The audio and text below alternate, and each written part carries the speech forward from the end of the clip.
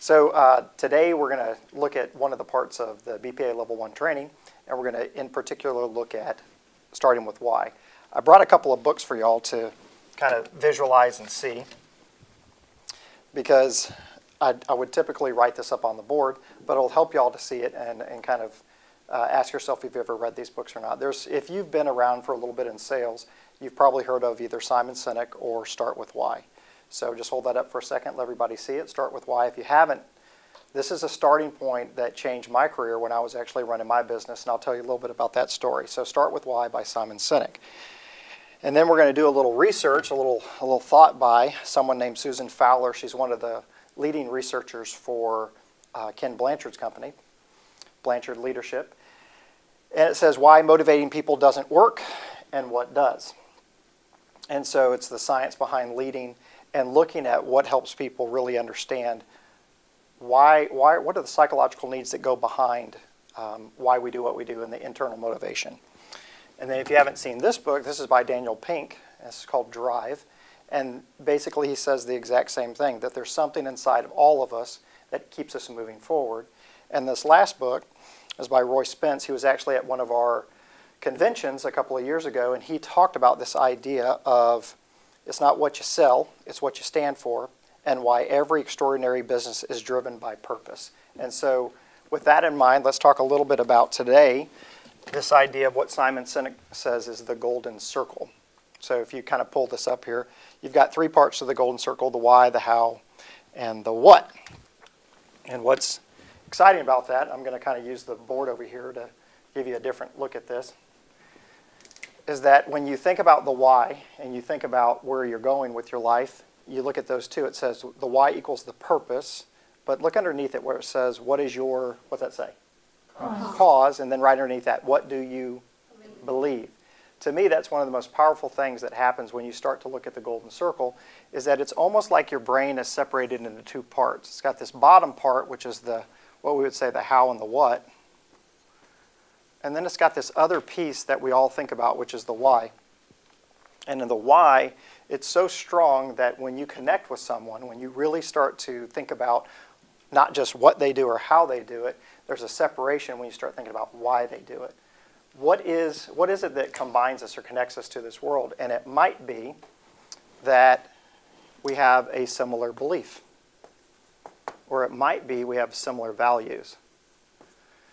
And Simon Sinek does a great job to explain that we're all looking for results. We all have processes that give us these results. But then if we really got down to it, why are we trying to do that? What is it that drives us? What is it that moves us forward? And so I'm going to share with you some of Susan Fowler's research and get you to think about that for a second, and then take you through this, what she calls the spectrum of motivation. I'm going to ask you some questions, and then if you're out there and you're just watching this now, you're going to have to think about it for a second, because you'd be participating and you'd either be raising your hand or putting your hand down. So even though you're not here with me live, when I ask these questions, be thinking about it. Even if it's internal, you start to say, yeah, you know what, I do have that, or I would have done that. So we'll take a look at them. Susan Fowler says there's three psychological needs: autonomy, relatedness, and competence. Competence is pretty simple. It's any time we're learning or stretching or growing. So we all want to learn. That's why right now in level 1, you're actually enthusiastic, you're excited, you're here, you're sitting here. Everybody's starting the process of trying to make sense of all the things you've been learning over your first couple of weeks of being at Insperity. And now you're looking at this idea and saying, oh good, I'm going to learn something new. We all want to do this. One of the needs that drives us is competence. We want to be able to relate to one another when we're learning. So sometimes when people are teaching or developing, or they're interacting with you, or they're managing you, how they relate to you when you're learning helps you continue to learn. But the whole point of learning is going from competence to relating effectively with people to finally autonomy, which is being able to do it yourself. You've heard the old saying that you can either teach a man to fish, right? Or you can just go out there and fish for them and then just keep feeding them. So if I keep feeding you a fish over and over and over again, ultimately what happens is you don't learn anything, you don't relate well to them, and you're never autonomous. So these drive us all the time, these psychological needs, according to Susan Fowler. So let's kind of go up the list really quick and take a look at it. So you look at the very bottom, it's called disinterested. So this is where I'm going to ask for your first input about raising your hand or thinking internally about this question. So how many of y'all, and you can do this in the audience right now, how many of y'all actually have children? Does anybody have children? Children? Have you ever tried to get a child that's not interested to do something? So you're going to do something really exciting with them. You're going to go take them on a family whatever that day, and you ask them, hey, would you like to go? And of course, they're not interested. And not only are they not interested, they're absolutely upset with you for even asking. And so this first step of what you would call how to self-regulate or how to move through this spectrum of motivation is this whole idea there's certain things we're just not flat interested in. There's no sense that I'm going to get anything out of it as far as learning. I don't relate to it, and I don't feel like I'm going to do anything with it and grow and be able to do it personally. So I'm just completely not interested. All right, then we go up from there. External. I always say this, but in Insperity, out of all of the places I've ever worked for, really think about the external piece of this. It's recognition, it's reward, it's all the things that happen. If you ask yourself, why is something rewarding, you could say, it's something that some people are asking me to do, or you can say, no, it's something that people are saying, hey, that's really exciting. You're going to get this benefit from it. You're going to get this money, or you're going to get a gift card, or you're going to get something. And so you've got this choosing to do it because you're going to get rewarded. You go up right more from there, and you have imposed. I always think this one's interesting because if you're imposed to do something, it's a powerful set of motivators. You'll actually get up and do it. But I always use the same example. On Sunday, I like to sometimes go play golf because no one else is out there because they're all at church. And so if I go and play golf right around church time and I don't end up at church, I have a mother-in-law that will stop me and say, did you go to church today? Did you? You didn't go to church? A lot of people are asking about you. I'm like, how dare you? How dare you put that kind of imposition on me and make me feel terrible and guilt and shame? But it's powerful. You'll actually think the next time when you're swinging the club, you're like, I should really be at church with such a beautiful day out here. So I'm glad no one's out here. Anyway, whole point is this, is that this is a powerful motivator. And when people do that, you will take steps, you'll move forward. So the three on the if you look at it, there's suboptimal and optimal motivation. But the three lowest ones are disinterested, flat don't want to do it. External, I have to reward you to do it. And then imposed, I have to say something or do something in order to get you to move forward, right? I always ask the same question, so be thinking about it out there. What do you think all three of these have in common? And even in this group, if you think about it for a second and you haven't been here before, then what do you think all three of these have in common? What is it that if you looked at them and you could find a common denominator, what would it be? You can guess. It's okay. Y'all think about it out there too. Somebody that might know the answer, you can say it if you want to. You'll do it, but it doesn't really matter. Okay, you'll do it, but it doesn't necessarily, it's not the strongest motivator. But if you look at these, what does this imposed, external, and disinterested all have in common? What do you think, Abby? Somebody else. Yep. It's, for whatever reason, external. It's on the outside of the realm. In other words, someone else is telling me I need to go do something, and I'm not interested. It's some external factor. Someone is rewarding me, and potentially it might not even something I'm looking forward to doing. I don't care if you gave me $100, I don't want to do it. And so part of that, so I'm going to write this up on the board really fast. So if you look at this idea of even the word motivation, there's this little piece of the word motivation that's right there called your motive. And if you just add an E right there, motive. And then if you can add a C to the word ation, you'll have the motive to take what? The motive to take action. So what we're about to learn is that there's all kinds of ways at the bottom. I'm not interested, so I'm not motivated. The reward itself doesn't really interest me very much, so I'm not very motivated. I mean, that's great. I'm glad that it might fire somebody else up, but for me personally, that external reward doesn't really do it. And then the last one, being imposed, you might do it, but it's not necessarily the best way. And so if you really look at this, what is the motive that I have to take action? The greater the motive, the more we'll take action. The greater the motive, the more we'll take action. So let's look at what causes us to take more action. And we're going to move up this scale really quick. So you go up one more, and it's called inherent. I love this term. It says it's fun, it's easy, but unfortunately it adds no value to this world. So we'll go back to my golf game. It's fun, I love it, it's easy, I love playing it, but it adds really no value to my wife, my children, pretty much anyone in this room or anyone out there in general. It adds no value to their lives. It's just something I enjoy doing. And I'll ask again, how many of y'all have kids? Does anybody have kids that are teenagers or a little older than teenagers? So y'all think about it for a second. So if you have kids that are teenagers or older, I have yet to have any new game come out as far as Black Ops, Call of Duty. When Assassin's Creed came out, it didn't matter. Any of the video games, I've never had to force my children to wake up early and go and do that. It wasn't an imposition. It wasn't external. I didn't need to reward them.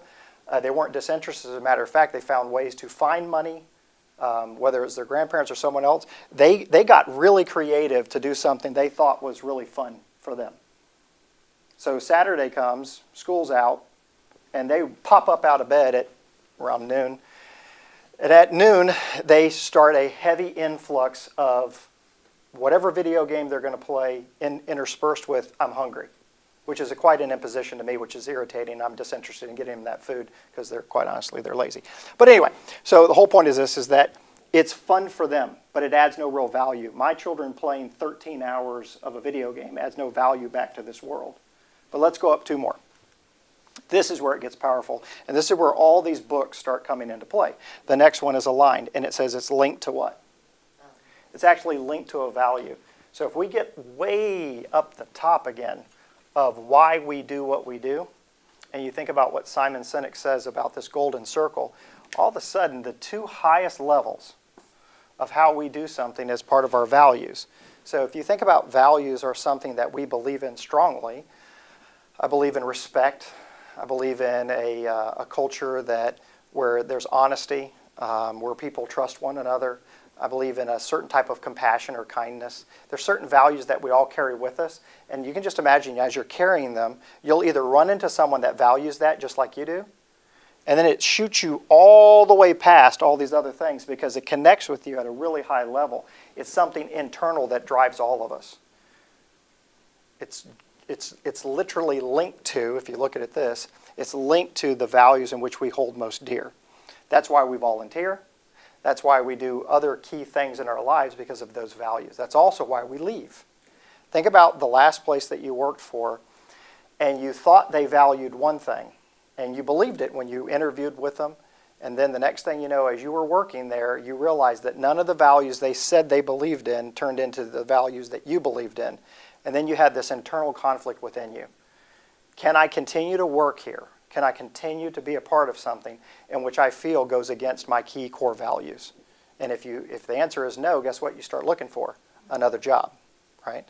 Now the highest level of this whole thing, which leads us to why we're talking about Simon Sinek and the Golden Circle, is integrated. Now look at that. It says it's linked to what?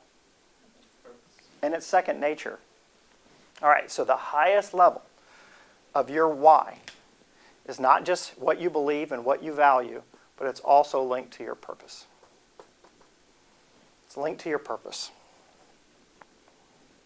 I was listening a couple of years ago to a leadership simulcast, and Andy Stanley is a pastor out of Atlanta, out of Georgia. And I've known him for years. I've got to meet him, got to listen to him. I kind of satellite went to his church just simply by listening on the radio and listening on the internet. And I remember last year, or the year before actually, he was talking at this leadership seminar, and he talked about how there are certain moments where your purpose can be connected to something that moves you. And he asked the question, what breaks your heart? So what breaks your heart? What would cause you to take action? If we look back over here, what would cause you to take action and get up and move? So what would do that? If you were really thinking about your why, if you're really thinking about who you are, what you stand for, what you value, what you believe, and all of a sudden something was happening in this world and you said to yourself, "Nuh-uh, I can't take that anymore. I don't care if anybody pays me. I don't care if anybody says anything. I personally can't sit by any longer without doing something." That would be a moment where we all believed, I got to take action. So not too long ago, we had one of our nonprofits come. I can't ever remember which one it is. Which is it? Do you remember? Come up for the autism? Yeah. Well, we had the The lady came and spoke to us, and I think they're going to get the opportunity, right? They're going to get the opportunity to have the nonprofit come and speak, okay? And so one of the neat things was a nonprofit came and spoke to all the BPAs, and she was talking about how she was at a hospital, and as she was at the hospital, she was leaving, and then there was a van that pulled up, and a handful of people were trying to carry this young man or young boy on a sheet. And so they're trying to get the person in on a sheet all the way into the hospital. And she said, I couldn't take it. I went over and I talked to him and I asked them, why is he on a sheet? She said, well, we don't have anything else, and this is the only way we can transport him. And that was enough to break her heart to a point where she went back to, I think she said, her bridge group, sat down with them and said, everybody's anteing up. Everybody's giving me some money. We're going to go get them the right type of a wheelchair and something to transport them in. And thus was created a nonprofit. That's the power, in my opinion, of understanding your purpose, what drives you, what's emotionally charged in each of you. It makes you get up. It makes you do things that you would never do before. So we're going to keep moving. Think about that. It says, knowing why, this is by Simon Sinek, says, knowing why is essential for lasting success and ability to avoid being lumped in with others. So how do you prevent yourself from being lumped in with others? So this is where my story comes in. I'll tell you a little bit about it because I had to discover my why in a little different way. So you might have seen on the introduction that I was a teacher. And so I'd spent my whole life here in Kingwood, grew up here in Kingwood. And as I was growing up, my dad was a teacher, my mom was a teacher, my oldest sister's a teacher, everybody's a teacher. My grandmother's a teacher, my great-grandmother's a teacher. So I'm a fourth-generation teacher. And I remember going to just random places with my mom or my dad. Now, my dad did a bunch of coaching, too, for all the Pee Wee football and basketball and baseball for the YMCA. So I'd run into my friends that were here, and they would scream out my dad, who's a coach, "Hey, Coach!" And then I was like, oh, that's so cool, I like that. And so I don't know if they ever knew his real name, but they just called him Coach all the time. And then my mom, they would see her at the what we call a grocery store, supermarket, whatever you want to call it. And they would always be surprised that my mom was at the grocery store. Have you ever seen this for teachers? If y'all have anybody that's an educator in your family, people are always shocked that we eat or that we go out in public. Like, oh, that's my third grade teacher. And then so as you're looking at your third grade teacher, they're like, you're at the grocery store. Yes, we too have to feed our children. And so for whatever reason. So I always thought that was interesting that they would stop and, you're my favorite third grade teacher. I like favorite stuff. That's fun for me. I think that's a good thing to be somebody's favorite. And so it was something that I grew up with, and I thought to myself, you know what? Even when I was in college, I thought, even though I love sales and doing all this, I really wanted to be a teacher. So by the end of my time, I'd gotten a degree in science, and I got a degree in biology, and I thought, okay, I'm going to go be a great teacher. Okay, this is where it gets weird. So everybody just going to have to like settle in your seats for a second because I've got to try to explain something that's not going to make much sense to you. Okay, so I start my education path. And as I'm starting my education path, now remember where we're going. It says, knowing your why is essential for lasting success and what? And the ability to avoid being lumped in with others. So the more you understand what your purpose is, what drives you, what causes you to get up early, what causes you to stay up late, what causes you to feel as though I don't even have to get paid for this. I'm going to move forward anyway because it means that much to me. That avoids being lumped in with others. So even if I told you that, what do you do? Well, I'm a speaker. Well, how do you do it? I tell stories. Well, why do you do it? That's what separates why I don't get lumped in with other people and why you wouldn't get lumped in with other people when you have your why. Because there's a lot of salesmen out there. You have to decide why you do what you do because when business owners understand that, they see you differently. You value something they value if it's a small business. If it breaks your heart and you don't want to see that small business fail because maybe that was part of your journey, and you saw that if I could help these small businesses, just like my dad or my mom owned a business and they failed, but I have this passion now to help small businesses, it'll move you differently through your life. Okay, so now all that to say this. This is a weird story, so you're going to wonder where I'm going with it, so just hang in there. So 1990, 1991. I start my first year of teaching. And for whatever reason, there must have been some type of scandal because prior to this, there was no sexual harassment. So there's no sexual harassment training. There's no harassment prevention. Now I've gone off to college to the University of Texas. Now I'm back in Kingwood. I'm going to teach at Kingwood High School. And my first day of teacher in-services, I got to go to sexual harassment training. And the only thing that was dawned on me, because I have a weird sense of humor, is I was thinking, what kind of harassment's been going on in the last 4 years since I left? You know, how bad has it gotten? I mean, literally, are just teachers walking around harassing students left and right, or what's going on? Anyway, so that was in the backside of my mind. I didn't think too much. I get done with the sexual harassment training. I'm walking out, and one of the mentor teachers, who I knew was going to be my mentor teacher, I was teaching that year integrated physics and chemistry. She took me aside, and I was probably, 22 years old. So I was 22 years old, young, excited, fired up, life is good, woohoo! And I just thought, it was kind of humorous that we just went through sexual harassment training, and I'm pretty much surrounded by all women in our department. And she took me aside, and she said, you might have a problem, like with that. I'm thinking, do I give off the sexual harassment vibe in some form or fashion? Is that, how did I don't, okay. And so she was saying, no, you're too friendly. I didn't ask her, do I give off the sexual harassment vibe? Like, hey, do I give off the no, I didn't do that. I said, she just said, you're really friendly. You're kind of outgoing, high fiver kind of guy. And so you're young, really young. And so you should probably pay attention to how you interact with your students, because you're not going to be much older than them. First year is always kind of difficult. So she was giving me really good advice. Like, she also told me, don't smile until after Christmas, that kind of thing. Just don't smile, ever. They'll just take advantage of you. So anyway, I tried not to smile, and for like 4 months, all that, none of it worked.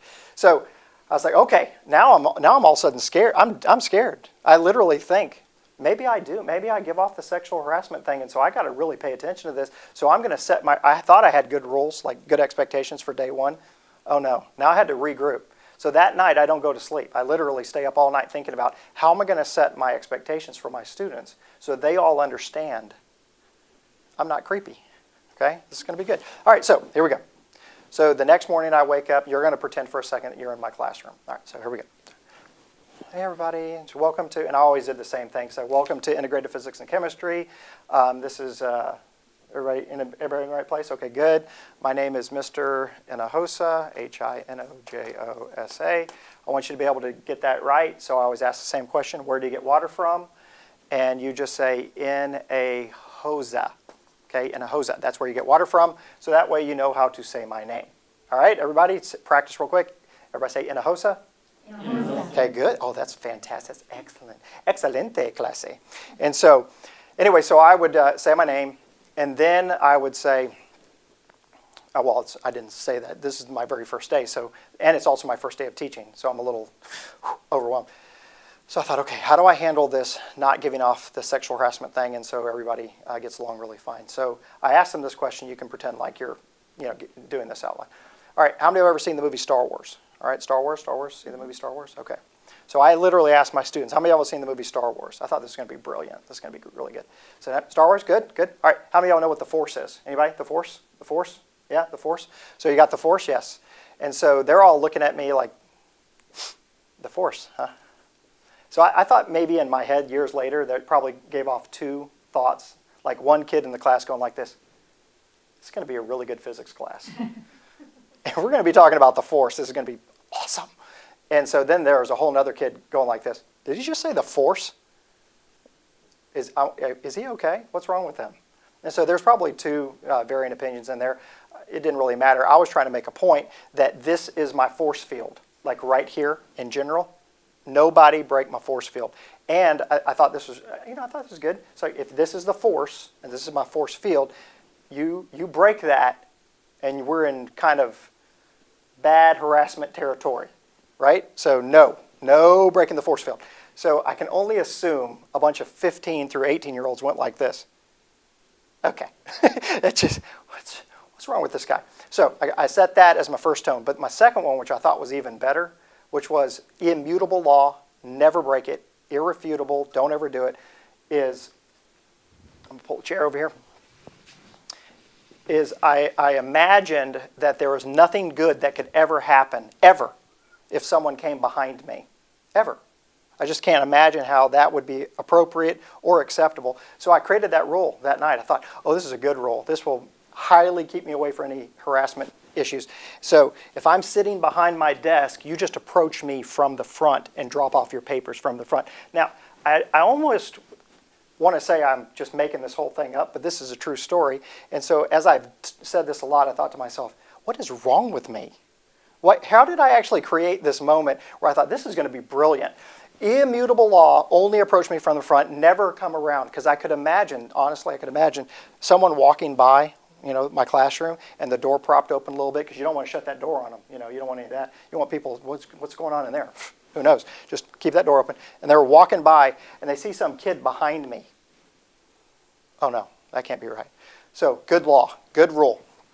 All right, so I kicked off with don't touch me or my stuff. And any of y'all have seen the movie Stripes. I always like to add this in if you ever think about the movie Stripes. Francis, don't touch me, I'll kill you. You touch any of my stuff, I kill you. That y'all remember that. So if you know Stripes. So I'm sitting there, and I remember the first kid that tried to test my immutable law. So I'm sitting there, and I remember as I'm sitting, I knew there was a problem because I felt a disturbance right here in the force, like right here. I knew it. He must have snuck up somewhere on the back side. And so, I'll never forget, this is probably 2 weeks into it, they tried to test my law. And I turned on that kid, he was probably 14 years old. I said, "What are you doing?" And I screamed at him. He's, "Oh my God, what is wrong with you?" There's nothing wrong with me. There's something wrong with you, buddy. I don't think you can follow the rules. Don't ever do that again. Now get back to your seat and drop off in the front. Okay. I tell you all that because it comes to my why. Eventually, I start trying to teach my students and actually do a decent job and whatever it takes. And about 6 weeks into teaching, one of my students comes up to me. She's a young lady. And she stops and she says, "Mr. Arnold, if you have a little bit of time, can I come and talk to you, like right after class?" And in my brain, I'm thinking, that's probably inappropriate in all forms and fashions. I can't have you just talking to me by myself.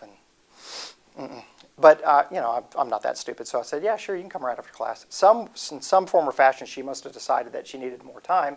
So she said at the end of class, "Do you mind if maybe I come after school?" Okay. So I had my door propped open. I got the wedge in there. I'm sitting there. I put her chair way out over there. And so I'm sitting there waiting for her to come after school. And so she's over there. She's sitting. She sits down and she won't look at me. She won't look at me the whole time. She just keeps her head down. I'm thinking, I wonder why she came, because she won't even look at me. And then it got more and more uncomfortable because the longer she sat there, the more I realized something must be wrong. And then she opens up with this little one-liner, this little chestnut. She opens up, she goes, "I've been having some emotions." And I'm like, that's all I needed right there. I'm like, this is psychology, this is science. I don't need emotional outbreak from a 15-year-old teenage girl. I'm going to need somebody, mentor, teacher, somebody. I need some help here. I need a voucher, something. But she dropped her head back down really quick, and then she said, "I hate this school. I hate Kingwood. I hate my parents. I can't get along with any of the kids. And I feel like I don't want to live. I want to commit suicide." And so 6 weeks into teaching, I thought to myself, maybe teaching's a little more than just teaching science. And it was at that moment where I decided that I needed to find a way to do something different than just teach. And it became the driving force behind everything I did from then on. It became my why. It became something that, if you call it broke your heart, it broke my heart. It broke my heart to realize there was a 14-year-old girl sitting there, and her only thought process was that she no longer wanted to be alive. But it was also somewhat interesting that she decided to share that with me. And I was wondering, why would she share that? But I will ask this question. I'll ask it out to y'all as well.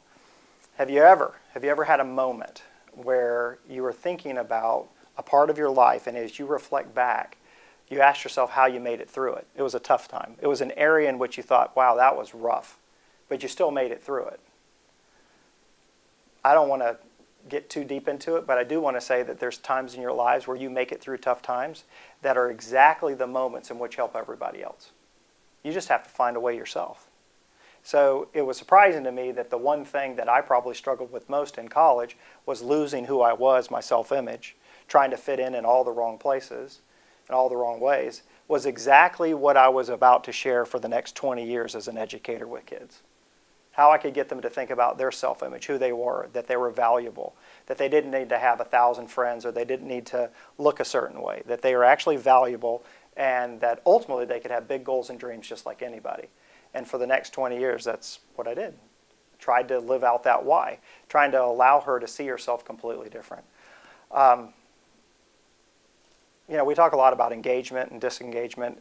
So an engaged employee all the way to disengaged to actively disengaged, someone that might even sabotage their coworkers or actually the place that they work at. And I want to ask you just a really simple question. If you think about it, when that young lady no longer valued her own life, where do you think she was on the engagement? Was she engaged? Was she disengaged? Or was she actively disengaged? I learned a really good lesson that day, that you can give people rewards, you can give them gift cards, you can do all kinds of stuff. You can give them a star on their 100, which I tried to do. I gave stickers out so to make sure, oh, you did a really good on that lab. Sticker! How about that? And so, but the reality is that when someone doesn't even value their own lives, I would say they're highly disengaged. They're no longer productive.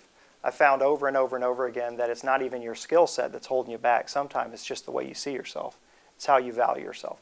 So the interesting thing was I went home, and of course I have all educators in my family, and I talked to my mom, I talked to my dad, but in particular my father, so I told you he was a coach. He went from coaching into the business world, and he worked for a AAA, American Automobile Association. Y'all familiar with AAA?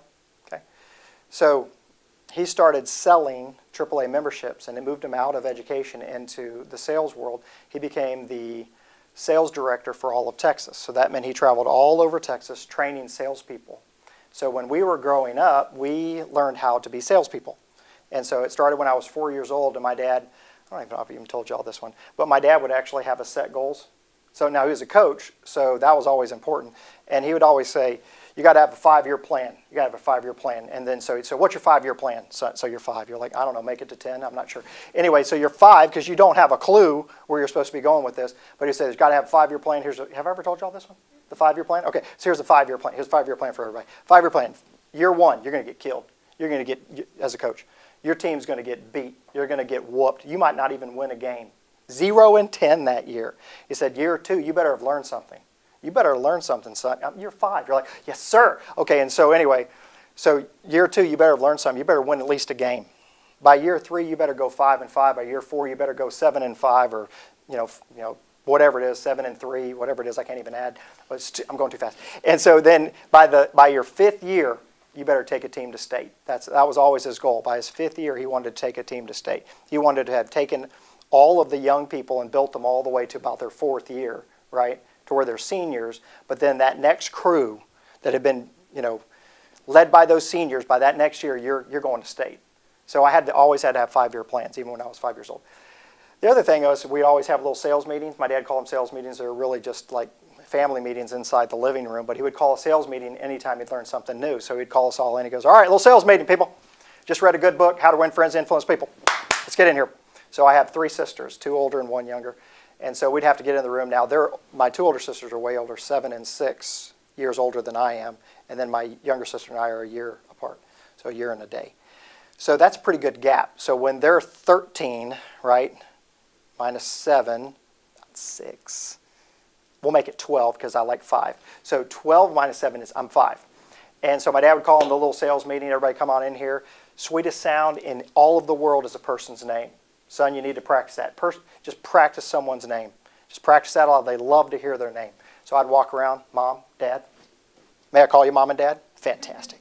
And so I was learning at 5 years old how to be a little salesman, and so it was really good. So you got to overcome objections, get them saying yes. Get them saying yes. Mom, Dad, may I call you Mom and Dad? Fantastic. So you love me. Yes, of course you do. Yes. And you want to see me succeed, don't you?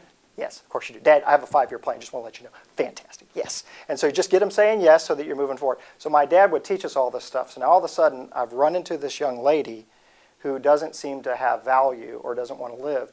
And the first person I go to is my father, to ask him, what should I do for my class in order to get them moving forward? Well, the good news was he had lots of great examples, and he said, you know all those books I told you to read by Zig Ziglar and Dennis Waitley and all this stuff, you should start reading them. So I started pouring through those books, and I started adding value into my classroom. Each day we would talk about one thing, anything that would happen to make their life better. Eventually it turned into every class, 5 days a week, 5 times a day, and then 5 years later into my teaching career, I started a camp for kids. So from 1997 and even till this day, I still do a camp every year.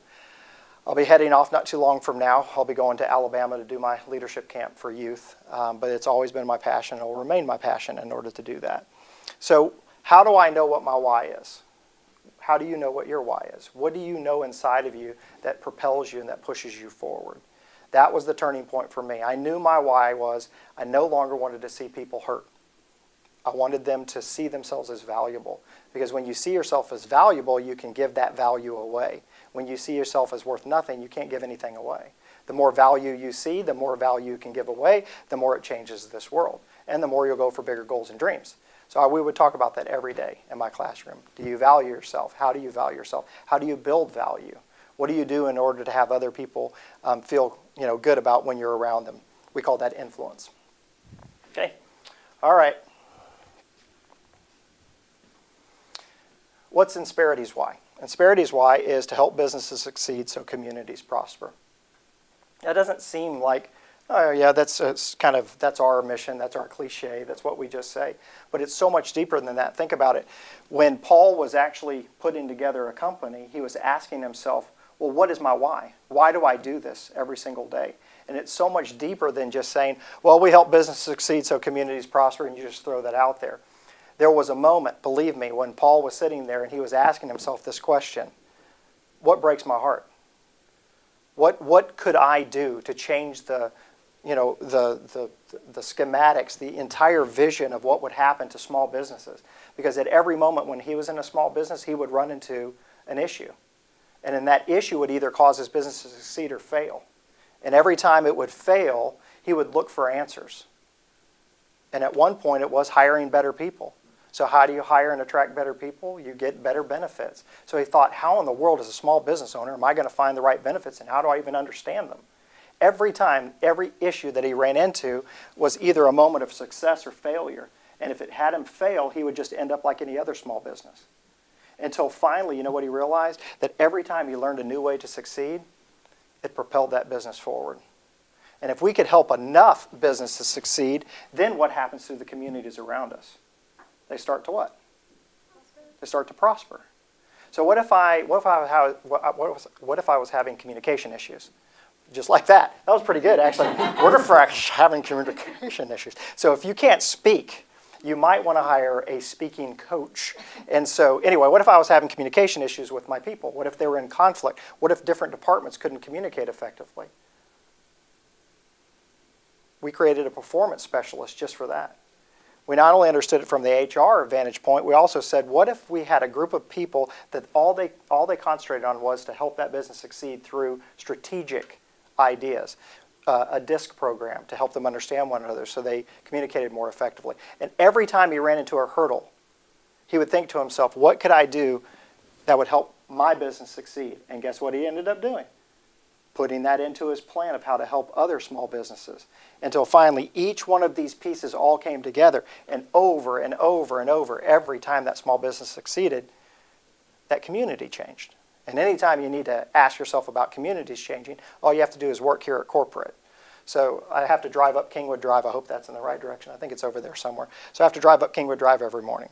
And I always pay really close attention not to be rude or disgusting to anyone, because there's about 300 of us that drive up and down Kingwood Drive, and they'll pull right into this parking lot. Insperity has literally changed Kingwood. It's changed Houston. You look at this and you ask yourself, every time another business succeeds, it can reach out deeper into the community. It's changed my life. It's enabled me to go somewhere to work where I love it every single day. But on top of that, it allows me to volunteer. It allows my family to still stay in this community. And then it allows me to pay for my daughter's college. Every time we help another business succeed, everyone that's part of that business succeeds, and every time the community changes. It's not just a little saying. there's a moment that he thought to himself, if I can't figure this out, my business fails. And then he turned it around and said, what could I do to help? And then he said, what would happen if I put together a whole group of human beings that all we did was help businesses succeed? Then what would happen to communities? And you get to be a part of that. You get to be a part of it every single day. That's fun. When you're an entrepreneur, when you own your own business, when you think about that, see, my whole mission is to add value to people so that they see themselves differently. And guess what? When they see themselves differently, they'll go for bigger goals and dreams. And what happens to the community when people start going for bigger goals and dreams? Yeah, next thing you know, they're taking on new challenges, new jobs, trying new things, risking like they wouldn't before. Because if you're afraid, you don't risk. You just sit back. And I wanted to see it differently. And here's what's so powerful about this whole thing, is that when you understand what our values are here at Insperity, it changes also the way that you interact with what you're doing. And so that's one of the things I love most about Insperity, is that their values matched mine. I told you I was going to tell you the story. So I was reading Simon Sinek at Christmas time, right after the book had come out.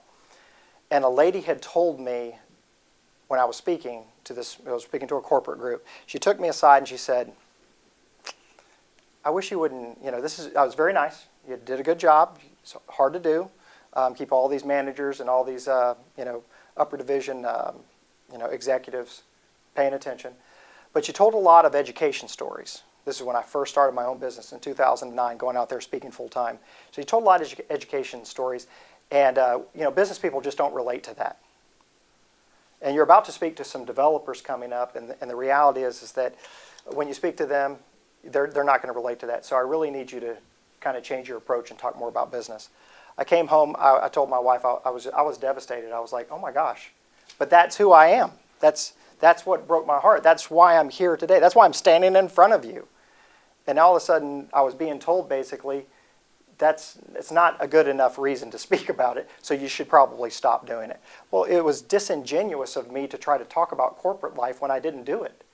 And so it didn't make sense. I was trying to make good connections between what I did in education and to help students, and then turning around and asking them to treat each other similarly, so when you add value, it doesn't matter how old you are. So I thought to myself, okay, well, I better change my tune pretty quick because I'm about to speak for them. It was a big contract. So I was completely inauthentic. So I walked up there, but I did tell my first story about why I do what I do. I told that story at least because I wanted them to understand where I came from. So I tell that story about that young lady, about how I started my camp and why I actually speak. Goes okay. Talk a little about sales and things like that. And at the end of the day, I was with them for 3 hours. I go towards the break at lunchtime, and 2 different gentlemen came up to me and they said, I want you to come and speak to my company. There was like 600 franchises. I want you to come speak to my franchise. Okay. He goes, in particular, I want you to tell that story that you told about that young lady, because I think self-image and the value of self-image and how my people see themselves is crucially important to their success. Because the more value they have, the more value they have in themselves, the more they'll do more for my customers. And I want them to hear that story because I want them to value them like I value them. And sometimes they don't see themselves right. I actually see more potential in my people sometimes than they do. Now, this is a business owner talking to me. And I thought to myself, oh, okay, well, no problem. Yeah, I'd love to tell that story. I love that story. That's a good story. That's my life. I like it. I'm in. Then the other gentleman, he was from Canada. He took me aside and he said, I need you to come and speak to all my franchises. I have about 10 of them in Canada. I need you to be there for a couple of days because I want you to tell that story you told about that young lady, because it's important to me that people understand the difference between engagement and disengagement. Because I at least made that point because I thought that was like pretty technical. Like if I could be real corporate, use a corporate word like engagement or disengagement, I felt like all proud of myself. And so anyway, because you don't talk about that in education. You don't talk about, is that student highly disengaged? Or are they actively sabotaging your class? Nobody says that. Anyway, so that's what he wanted. He wanted me to come and talk about that story and add value back into his people's lives. Now, no one else asked me to come and speak out of those other 28 people that were there. There was 30 of those people. But 2 of them did. And guess what? I still speak to those groups. This is 2009. I just got a call from the first person that came, and I'm going to be speaking to his group in about a couple of months. Why? Because we had very similar what? Nice. And we had very similar what? Mm. And we both were driven by the same thing. Not everybody is going to be your customer, but the ones that believe like you, the ones that value what you value, those are the ones that are going to be your customer, and they're going to be loyal.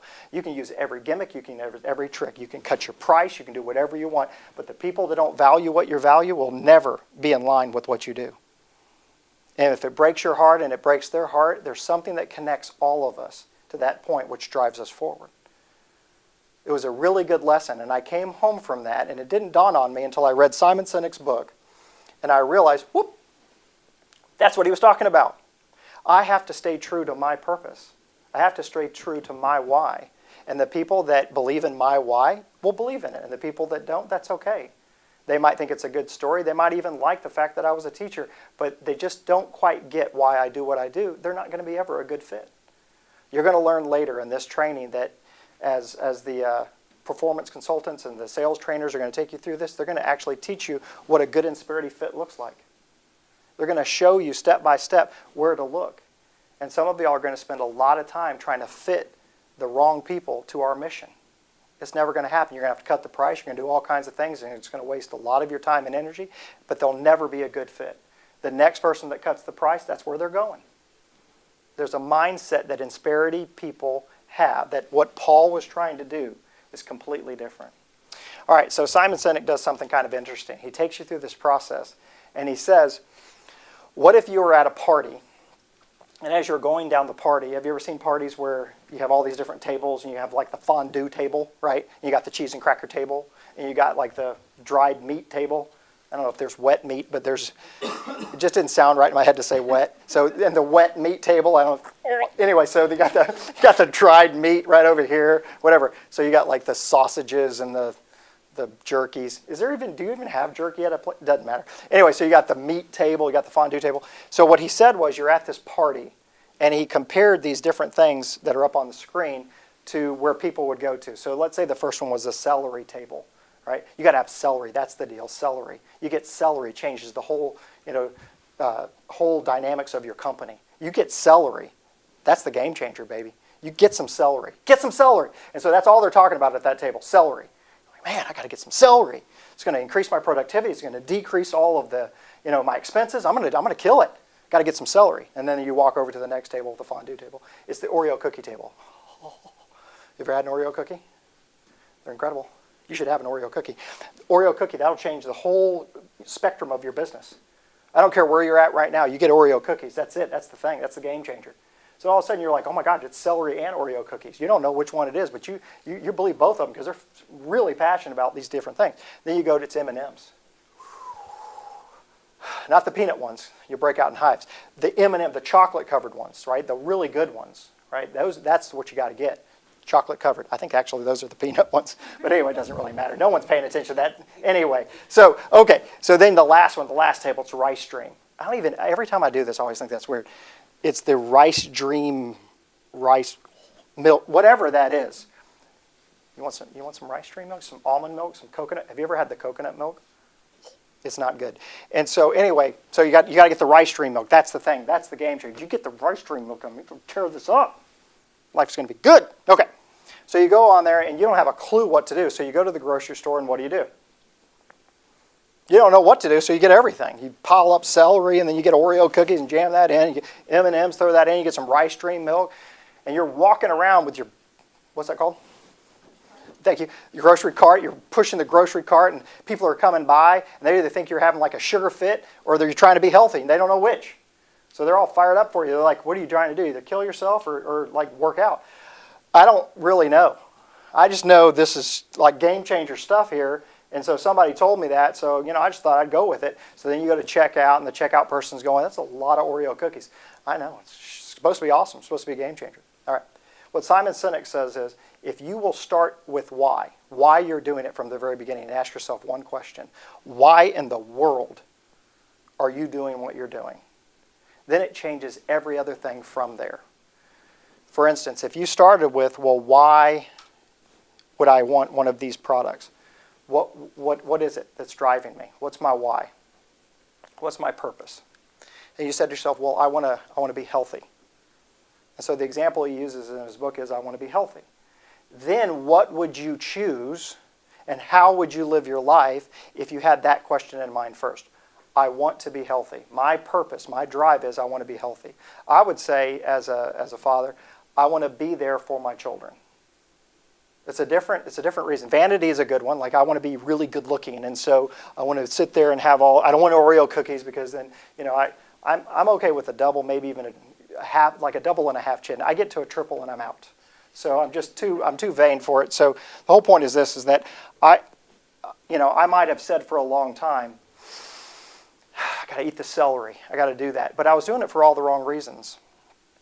This is a very, very simple example, but a couple of years ago, my dad had a stroke, and when he had a stroke, it changed my perception of food, and it changed my perception of how I took care of myself. I have a 19-year-old daughter all the way down to a 5-year-old daughter.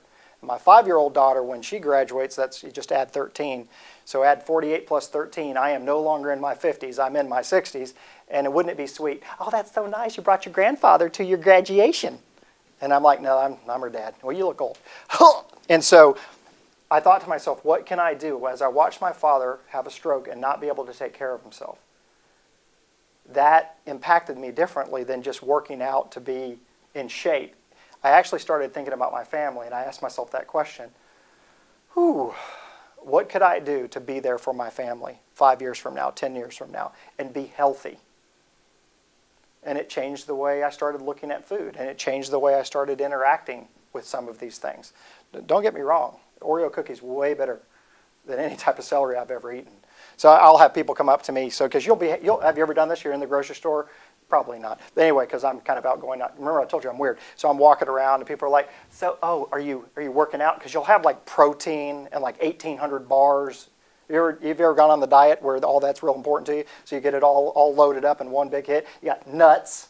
Just nuts in general, all kinds of caveman stuff thrown in there. So paleo diet, I'm on that diet now. So anyway, you're all put that in there. And people will come up, just random humans. They're like, have you ever tried the bar that tastes like XYZ? You're like, does it taste anything like an Oreo cookie?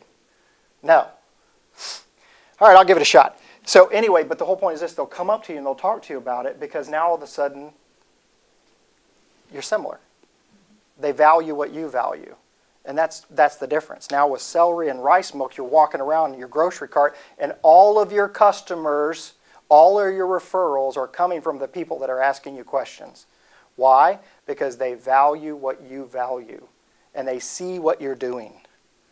So, have you ever tried this? Have you ever tried this? Have you ever taken I've heard everything. Have you ever taken 2 of the protein bars that taste like chalk and sandwich those in between something less delicious and then make a little like a Eskimo pie out of them? No, but I'm in. Because chalk plus chalk just really doesn't do much for me. So yeah, I'll try something in between. Whole point is this, is that once you decide what you believe in, what your values are, where your drive is, what pushes you forward, then other people that relate to it will also be your referrals, your customers. I told you that I come from a long line of educators. It was interesting when I was starting to speak full-time, obviously since I was a teacher, I went out and spoke to a lot of education seminars, retreats, all kinds of things like that. And the more I started doing it, the more I realized that teachers, just like everyone else, needed passion and needed excitement, and they get worn out. And I was in my mom's garage, and I found a little cigar box that had some stuff in it, and then I had another, it was a big folder that had something else in it. And when I opened it up, I found all these letters. And you might not be able to see this, but maybe if they zoom in, this is my great-grandmother, Miss Barfield. And I found all these letters, and this is one of them that was written to her. This one in particular, I think, actually is a Mother's Day card, although my great-grandmother is not his mother. But she was so much an inspiration in this young man's life that it changed the way he saw everything. And what's really powerful is that he wrote different things about her. So I find this, and I'm trying to figure out who this person is writing my great-grandmother. And I end up, I'm going to show you real quick, I ended up finding a picture that he had inside of it, and it was this gentleman right here, and he was in World War II. Let me go back really quick. But what was so powerful is that she started teaching in about 1914, 1915, somewhere around there, just before World War I. So I want you to think about this. She started teaching in World War I. Then she went through the Great Depression. Then she taught through World War II. Then she taught through the Korean conflict. Then she taught through Vietnam. She stopped teaching right at the edge of Vietnam before it really got going good. But over that many years, she started teaching when she was around 17. She didn't stop teaching until she was 67. She taught for, add it up, 50 years. 50 years of educating youth. Well, her 3 sisters were also teachers. I found out that a couple of them actually taught in college at the same time she was teaching in a one-room schoolhouse. So remember, she would teach K through 12 all at one time. That gentleman that you saw in the other picture that was a World War II veteran, he took it upon himself to send my great-grandmother these letters, and in particular remind her of what a difference that she had made in his life. And I asked myself when I was reading this what it must have been like to go through all those times in our country, because I also think it's interesting because she was probably talking about specific things too, like what type of man he could be, and what kind of patriot he could be, and what type of life he could live. Think about the time he was in. Right during the Great Depression, one of the worst times in the history of our country. Then we move out of that into World War II, and she was probably talking to her students about what type of men and women they could be, how they could add to this country, not take away from it, how they could actually be a patriot, what would it do to unify our country all in one big unit so that we could fight against whatever it was that was attacking us or attacking the world. Think about the conversations that teacher, my great-grandmother, was having with her students. And this young man, the reason I know what she was discussing is because he wrote to her and told her. I just want you to remind that this is what's so powerful. I'm going to read something to you. It says, "There are not very many people in my life that stand out. You're one of those few that do. There are many reasons for this. Among a few are the following. Your wonderful attitude toward life and the people that you came into contact with has always stood out in my memory. You had a way of gaining and deserving the admiration and the respect of the people that you served." And I want to read this real quick about what's something that he picked up on. And whenever you think that what you say and what you do, how you treat people, how you interact with them on a daily basis doesn't matter, I want you to reflect and really think about this, because all of a sudden this young man is writing about a moment when he was a baby, like when he was in elementary or middle school, reflecting back and looking at how my grandmother handled a situation, my great-grandmother handled a situation, and it never left his mind, because nearly 40 years later, he's writing about the recollection of what he saw. You've had your share of troubles. No one knows that better than I do. Yet you've held up magnificently. I remember when you lost Miss Ruth, that was her sister. We all loved her. She was a wonderful person. To me, the loss would seem too great to bear, yet you went on with courage that seemed hard to describe. So that's one thing he remembered, that the way she handled herself, even under tough times. And then next, I hope I never have to face that one. I remember one of the last times I saw Mr. Barfield, that's her husband, my great-grandfather. He said that he wasn't any good to you because of his health, etc. Now I want you to think back a long time ago. What were men known for back then? Their self-image was based on what they could provide, the type of worker they were, how hard they could work, what they could do for society. As a matter of fact, one of the things that got us out of the Great Depression, believe it or not, was not just the war, but it was also all of the public works things that Roosevelt did for our country so men could get back to work, because they'd lost their identity when they weren't working. And so my great-grandfather was saying that out loud, and he must have said it in front of this young man, and then my great-grandmother had a response. I hope I never have to face that. He said that he wasn't any good to you because of his health. In other words, he couldn't do what he used to be able to do, so obviously he wasn't worth anything.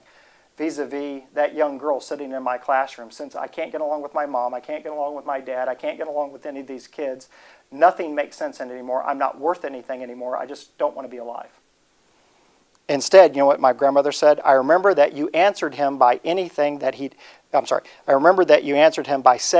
that he definitely, and he actually typed it in red, he definitely was worth something just by being with you. Just by being alive. Just by being my husband, you were worth something. Now, I don't know about y'all, but just the fact that that young man remembered that moment in time and then wanted to share that with my great-grandmother really made me think. It's interesting because In 1915, my great-grandmother was talking about self-image, and she was talking about how people are worth something no matter if they can work or not. And here I am, 1992.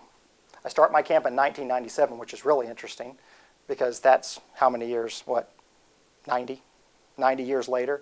I started a camp for kids because kids were questioning whether they meant anything or not, whether they were valuable or not. And then 20 years later, I'm still doing that camp for kids because that question always comes up, am I worth anything to anybody?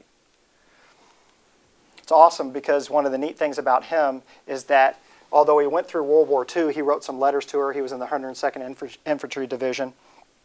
Notice what he became. Bachelor of Science in Education. He became a teacher so that he could do the same thing my great-grandmother did, which was inspire people to be their best and value this country. So what's your purpose? What's your drive? What breaks your heart? What moves you forward? What gets you up when no one else will get you up? What makes you move forward when no one else says it's going to be possible? What are you willing to do to live out your life of purpose?